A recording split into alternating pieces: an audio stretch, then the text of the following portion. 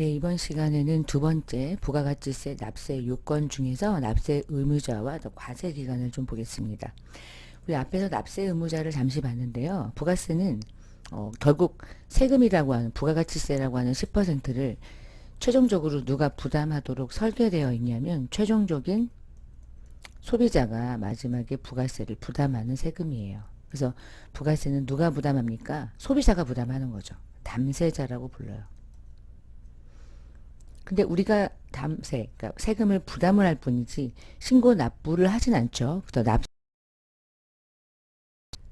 나에게 물건을 팔 때 부가세를 과세했던 자가 나에게 과세하고 내가 세금을 부담하면 그가 내가 부담한 세금을 들고 있다가 신고 납부해야 할 의무가 있는 거예요. 근데 그들을 우리가 사업자라고 부르는데 그 사업자가 구체적으로는 과세한 사업자만 부가세법상의 납세 의무를 띠고 있어요. 그래서 납세 의무자가 누군지 조금 자세하게 보고요. 그리고 이 세금을 언제까지 신고할까요? 그거 되게 중요하겠죠. 과세기간 하나씩 살펴보겠습니다. 그래서 두 번째 이제 장으로 넘어가셔서 첫 번째가 뭐냐면 그러면 과세 사업자든 어떤 사업자든 우리가 부가세에서 말하는 사업자는 어떤 일들을 하는 자들이 사업자냐 이런 거 객관식이 종종 나오는데요.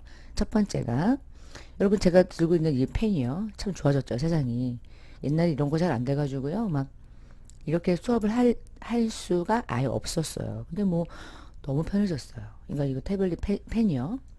이 펜이 저는 좀 뭐 이렇게 비싼 거 쓰진 않습니다. 근데 이 펜이 누군가에게 이제 팔리면 그에게 부가세를 과세해서 징수하는데 이런 펜 팔면 돈 되는 애들 이런 것들을 제외. 두 번째는 여러분 요즘에 뭐 택배 안 쓰고 살 수 없죠. 그럼 택배 서비스가 우리에게 무엇을 공급하는 자겠어요. 물건을 파나요? 택배라고 하는 용역 행위를 하나요? 그렇죠? 용역을 하는 거죠. 그 두 개를 공급하는 거예요. 누군가에게. 이렇게 부가세는 그 일을 주로 하는 자가 매출을 한다라고 부르지만 부가세는 매출이라는 용어를 쓰지 않고요. 공급한다 이렇게 불러요. 그래서 공급을 하는 자를 그냥 공급자 이렇게 부르고요. 그 공급을 누군가는 받는 거잖아요. 그래서 그들을 공급받는 자 이렇게 부르거든요. 그럼 공급자가 누구냐? 매출자고요. 공급받는 자는 그냥 매입자가 되는 거예요. 그래서 회계에서는 매출, 매입이라고 부르는 용어가 공급자, 공급받는 자 이렇게 불러요. 그러니까 납세 의무를 띠고 있는 것 중에 우리가 사업자, 그러니까 쉽게 생각하면 관할세무서에서 이들은 사업자가 된다라고 말할 수 있는 요건 중에 하나는 얘가 택배를 공급하거나 물건을 공급하는데 그것들을 공급하는 자. 예. 두 번째. 근데 그걸 평생 한 번 했다. 그럼 나도 사업자겠죠? 저도 누군가에게 쓰고 있던 걸 돈 받고 팔 수도 있잖아요. 근데 그 일을 계속적이고 반복적으로 했을 때가 사업자가 되는 거야. 그게 업인 거야, 업. 두 번째, 세 번째는 독립성이어야 돼요. 얘가 알고 보니까 얘가 막 공급해. 근데 그 공급하는 형태가 뭐냐면은 어떤 회사에서 직원으로서 일하면서 뭔가 근로를 제공한다. 그러면은 내가 물건을 판매하거나 상대방이 물건을 사거나 이렇게 독립적인 지위에 사는 게 아니라 고용관계에 의해서 한단 말이야. 그러면 안 돼요. 반드시 독립적으로. 회사에 고용관계가 되어 있는 상태에서는 얘가 사업자로서의 요건을 충족할 수 없는 거예요. 뭐 당연하겠죠? 그 다음 네 번째, 우리가 영리기업이냐, 영리사업자냐, 비영리냐 이렇게 구분할 때요. 영리와 비영리가 어떤 세금에서는 갈리냐면 영리는 돈을 버는 것이 목적이기 때문에 소득세를 납부해요. 근데 비영리는요. 소득세를 내지 않아요. 영리 목적이 아니기 때문에 돈을 벌었다라고 말할 수가 없어요. 그러니까 내가 무슨 재단을 설립했다. 그럼 그 재단이 영리 목적이 아니잖아요. 그러니까 불우한 이웃을 도와주기 위해서 내가 뭔가 비영리 활동을 하는 사업자를 등록했다. 그러면 그들이 세금을 낼 때 소득에 대해서 세금을 부과하지 않아요. 그런데 영리 목적인데 부가가치세가 창출되는 어떤 사업을 한대. 그럼 당연히 부가세를 내야 되죠. 자, 근데 비영리의 기업이 주차장을 만들어가지고 주차장으로 뭔가 부수적인 수입을 얻는데 그래서 부가가치가 창출된대. 그 경우는 반드시 신고를 해야 돼요. 왜 그러냐면 부가가치세는요. 얘든 결국 소비자인 우리가 부담하고 그들이 신고 납부하는 의무만 갖고 있기 때문에 비영리든 영리든 구분하지 않아요. 그래서 사업의 영리 목적의 여부랑 불문이다, 관계없다 이런 뜻이에요. 객관식이다 보니까 요 네 개 중에 제일 많이 이렇게 어그러뜨려 가지고 나오는 게 부가가치세 사업자는 영리 목적이다. 그렇게 많이 나오거든요. X죠. 둘 다 모두 다 부가세 납세 의무를 띠고 있어요. 나중에 이제 소득세 신고할 때 비영리는 소득세 신고를 안 한다. 그게 특징이죠. 세금에서. 자, 그럼 두 번째가 이런 사업을 하는 자들이 납세 의무를 어떻게 띠고 있냐. 이제부터 사업자를 구분하는데 첫 번째 재화를 수입하는 자는요. 외국에서 물건을 수입하면 세관정이 세금계산서를 때릴 거고 그러면 재화를 수입하는 자가 누구든 얘가 개인이든 아니면 법인이든 예외 없이 세금은 신고 납부를 해야 하겠죠. 그래서 재화를 수입하는 자는 반드시 들어가는 거고요. 그 다음에 두 번째 사업자를 구분해 볼게요. 우리나라의 사업자는 제가 이제 쉽게 생각해 보면 내가 사업자를 할 거야. 난 재화나 용역을 공급하겠다. 계속적이고 반복적으로 영리 목적이다. 거기다가 막 그렇게 했어. 근데 나는 쌀을 팔아. 나는 쌀집을 운영하겠다. 그러면 우리나라에서 쌀집을 운영하는 모든 사업자는 세무서에서 쌀은 면세 품목입니다. 그럼 면세를 공급하시는군요. 그러면 소비자에게 쌀을 팔 때 부가세를 과세하지 마시오. 당신은 면세를 취급하는 자니까. 그래서 무슨 사업자가 돼버리냐면 면세 사업자로 구분돼요. 그래서 면세 사업자는 부가세 납세 의무가 없어요. 신고 안 한다는 뜻이에요. 아무것도 안 해요. 납세 의무자는 면세 사업자는 아니에요. 그냥 얘는 팽팽 놀고요. 면세 품목을 팔고 매출만 발생돼요. 부가세를 과세하지 않는다는 뜻이에요. 반면에 쌀 말고 만약에 햇반을 판다. 나는 햇반을 판다. 그러면 햇반은 과세 품목이에요. 가공이 됐죠. 그러면 과세 품목을 파는군요. 당연히 10%를 전가하시오. 그러면 전가했으니까 세금 받을 거고 세금 받으면 신고 납부를 해야 되겠죠. 그래서 사업자 중에 면세 품목을 취급하면 본인이 뭐 선택을 했으니까 쌀이라는 품목을 선택하는 순간 나는 그냥 면세 사업자가 되는 거고요. 난 햇반을 팔겠다라고 하면 나는 그냥 이 사업자가 되는 거야. 과세 사업자가 되는 거야. 그러면 이제 햇반을 판다. 그리고 나는 과세 사업자가 됐다. 여기까지. 자, 근데 이제 무슨 일이 생기냐면 그 밑에서 내가 이제 어떤 똑같이 햇반을 팔아요. 근데 나는 처음부터 사업자가 뭐냐면 우리가 처음에 사업자로 등록을 할 때 여러분이 어떤 돈을 번다고 얘기하면 사업자와 관련해서 내가 법인을 설립할 수도 있고요. 법인 설립해서 사업할 수도 있고 개인 설립할 수도 있거든요. 개인이 떡볶이 만들 수 있잖아요. 그치? 떡볶이를 만들다가 너무 잘 돼. 그래갖고 안 되겠다. 여러 가지의 그 자본을 구성시켜서 법인 설립해야겠다. 이제 개인으로 사업하는 건 한계가 있다. 그래서 법인 설립할 수 있죠. 그럼 법인 설립했는데 내가 햇반을 팔아요. 법인은 얼마를 벌든 상관없이 무조건 과세사업자 중에서도 들어보셨을까요? 일반 과세자로 구분돼요. 일반 과세자는 여러분이 공부하는 그 완벽하게 부가세를 제대로 신고하는 사업자. 제대로 신고하는데 완전 제대로. 두 번째, 여러분 개인 사업자가 사업자 등록을 하면 개인 사업자는 맨 처음에 선택하고요. 그 다음 연도부터는 어떻게 구분되냐면 개인 사업자, 법인 사업자는 무조건 일반 과세자가 되는 거고 그 다음 개인 사업자는 둘로 나뉘는데 어떻게 둘로 나뉘냐면 이렇게 나뉜대. 이렇게 기간을 가지고 1월 1일부터 예를 들면 12월 말일 1년 동안 자 이렇게 이 개인이 지금 서 있습니다. 몇 년 동안 사업하고 있어요. 그러면 그 개인이 직전 연도죠. 전년도 바로 직전 연도 1년 동안 물건 팔아가지고 벌어들인 돈이 원래는 4,800인데 이제 2021년도 기준으로 8천만 원대로 떨어졌어요. 그럼 어떤 일이냐면 잠깐만 요거를 요렇게 좀 바꿔볼게요. 개인 사업자를 기점으로 좀 과정을 조금만 설명드릴게요.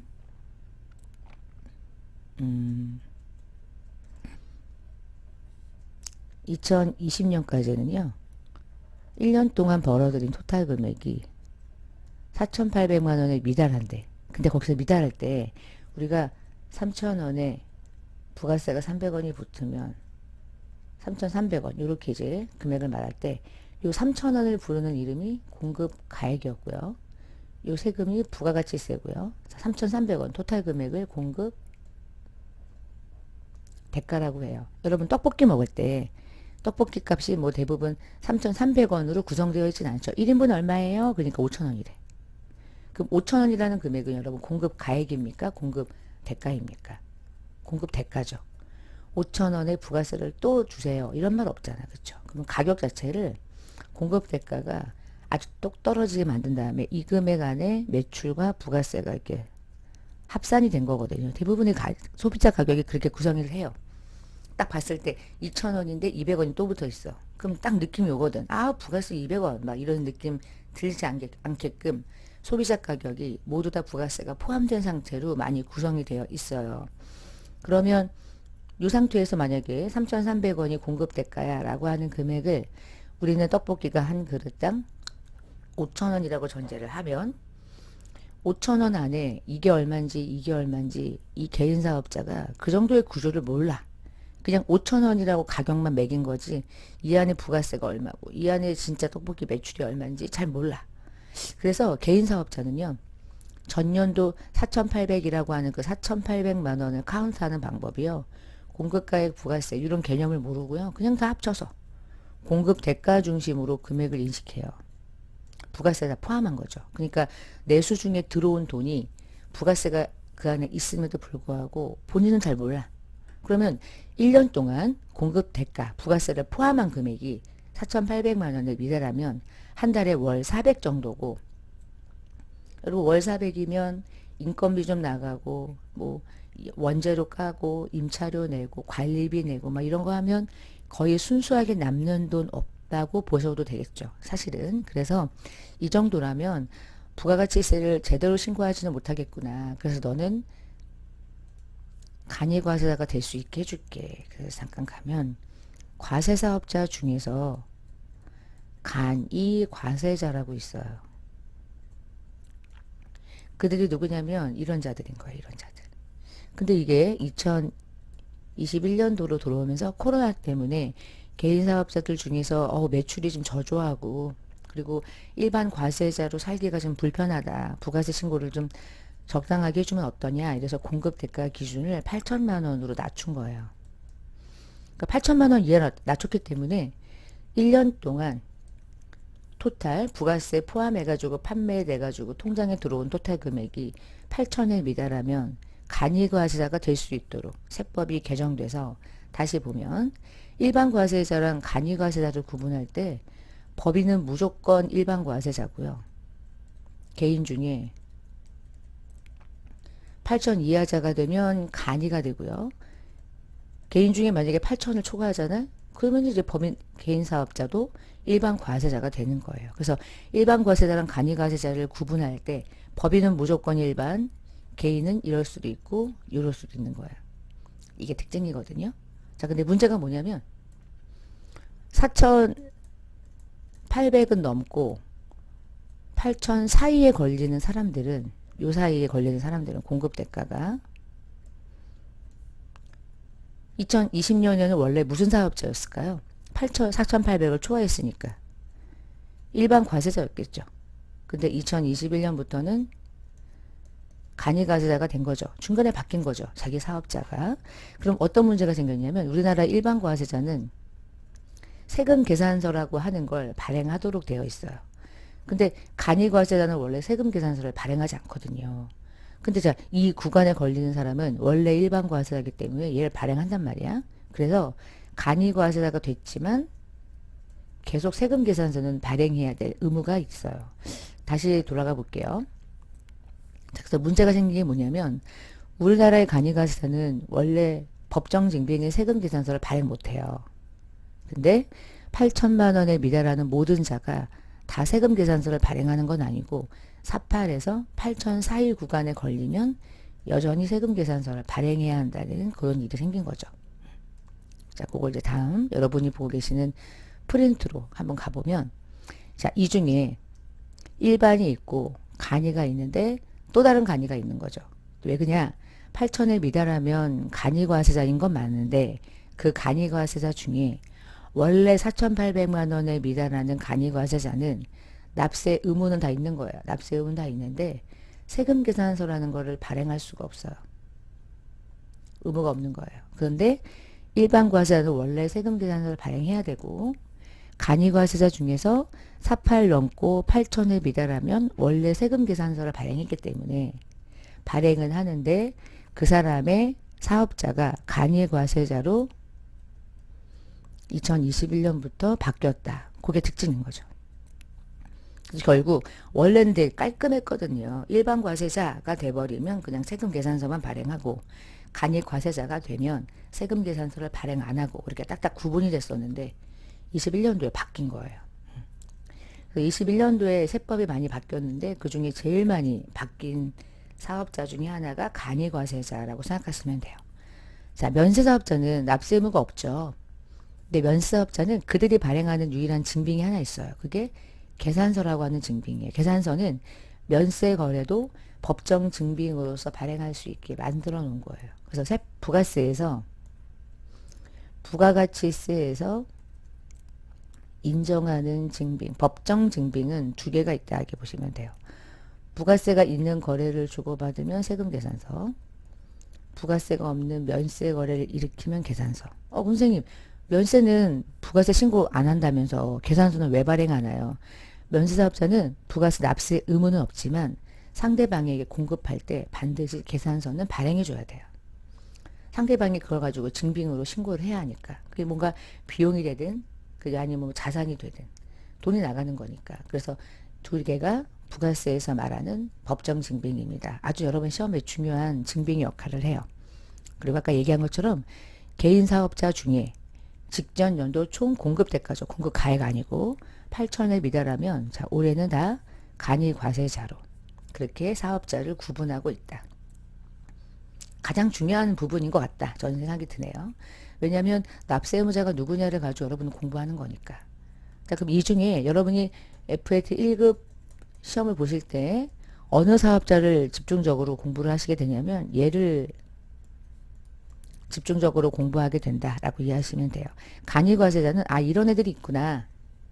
얘는 그래서 좀 간소하게 신고하는 거지 신고를 안 하는 건 아니고 얘는 뭔가 좀 체계적이고 여러분이 공부하는 부가세법상 완벽하게 신고하는 사업자다. 이렇게 좀 구분하시면 되겠습니다. 그러면 언제까지 신고 납부하느냐 이제 그거 가볼까요? 과세기간인데요. 과세표준이라는 걸 정해야 돼요. 그러니까 부가세는요. 10%만 붙이면 돼요. 근데 10%를 어디다 붙일 거냐 이거죠. 어디다. 그 어디다를 우리가 과세해야 될 표준이 되는 금액이다 이렇게 불러요. 그럼 과세표준이 정해지려면 언제부터 언제까지 번 돈을 다 더해서 신고할까? 시간적으로 기간을 설정하는데 세법이니까 사업자가 선택하지 않고요. 첫 번째, 내가 일반 과세자다. 그러면 1년에 두 번 신고하는 거야. 1월부터 6월 이렇게 앞부분 6개월을 1기라고 부르고요.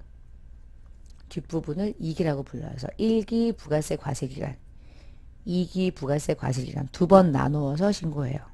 이거 중요한 겁니다. 6개월 단위로 해서 1기, 2기 이렇게. 근데 간이과세자는 몰라요. 그래서 그냥 1년에 한 번 1기 신고하는 거예요. 한 번. 일반 과세자랑 간이과세자는 신고하는 그 과세 기간 자체가 다르고요. 그러니까 요거 잘 구분해 놓고요. 두 번째, 제가 만약에 1월부터 6월까지, 7월부터 12월까지 부가세를 신고하는 게 원칙인데 이럴 수 있죠. 제가 중간에 아이고, 너무 많이 뻗었네. 지워야 되겠네요. 제가 중간에 사업을 한 거야. 제가 이때쯤부터 사업을 개시했대. 이게 1기 기간 안에 속해 있는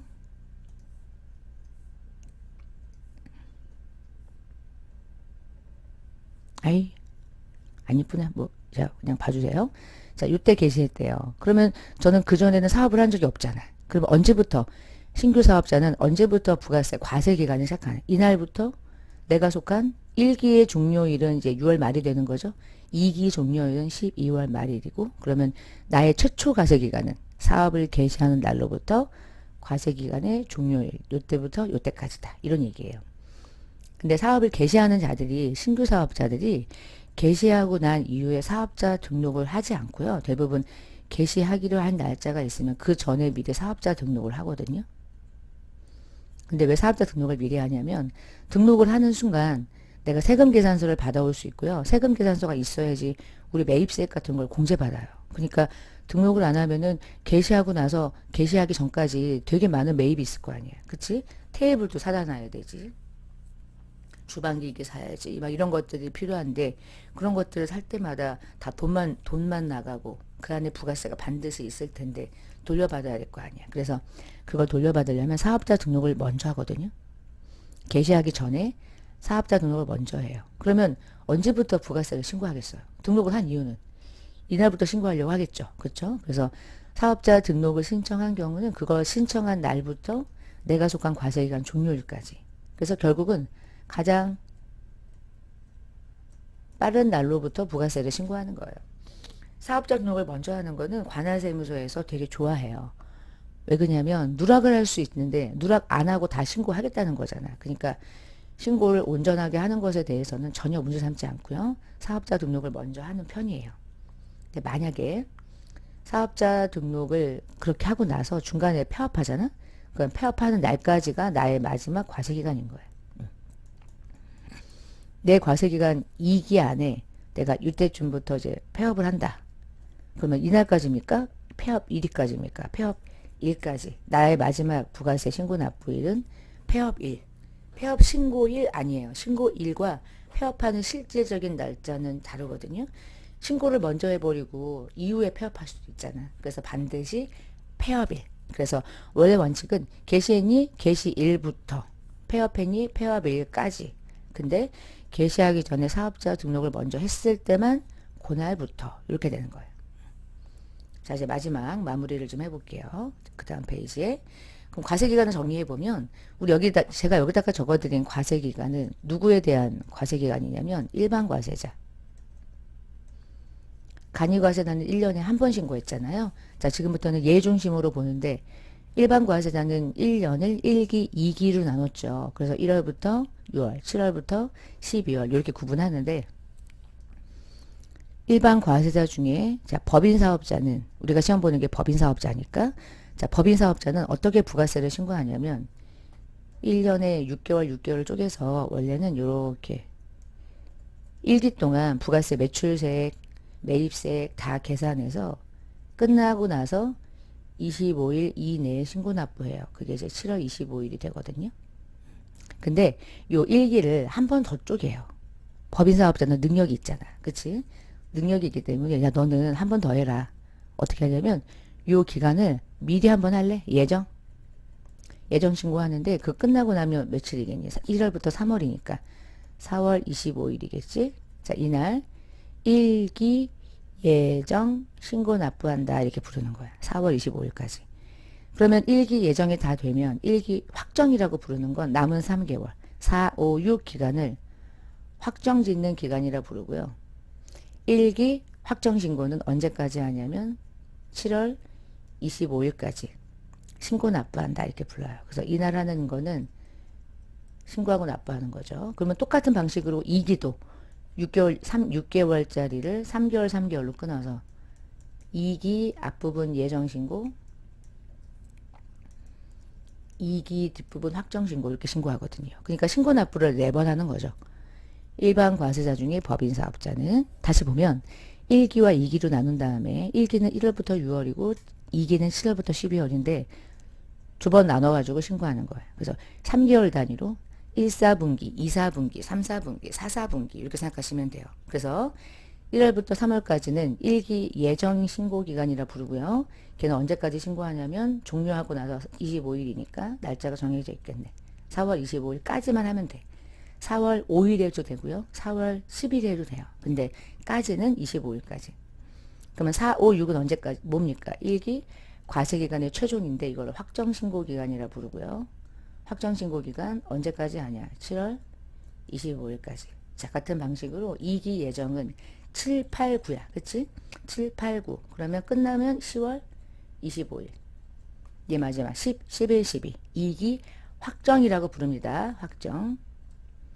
확정 언제까지 갑니까? 다음 연도 1월 25일까지. 끝나고 25일. 끝나고 25일. 요게 부가세가 신고 납부가 되는 전반적인 시기예요. 여러분 나중에 실기 들어가면 부가세 신고서 열어서 언제 1기 확정 기간 동안 무슨 세액을 찾으시오 막 이런 거 나오거든요. 그러면 1기 확정이 언제부터 언제지? 그걸 여러분이 잘 입력하셔야 돼. 1기 확정은 4, 5, 6이죠? 그래서 앞에 보세요. 1기, 2기는 6개월 단위로 쪼갠 다음 1기 앞부분은 예정, 그리고 확정, 예정, 확정, 1기 예정, 1기 확정, 2기 예정, 2기 확정. 그렇게 구분하신 다음에 언제까지 신고하고 납부하냐. 3개월 단위로 끊기고 끝나고 나서 25일, 끝나고 25일, 끝나고 25일, 끝나고 25일. 마지막 신고 납부하는 기간 그렇게 구분해 놓으시면 나중에 실기 프로그램을 하든 아니면 뭐 일반적으로 객관식 문제를 풀든 다 관계되는 날짜라고 보시면 되겠습니다. 자, 이번 시간에 납세 의무자와 과세 기간 살펴봤고요. 가장 중요한 내용들이라고 생각하시면 돼요. 전 다음 시간에 뵙겠습니다. 감사합니다.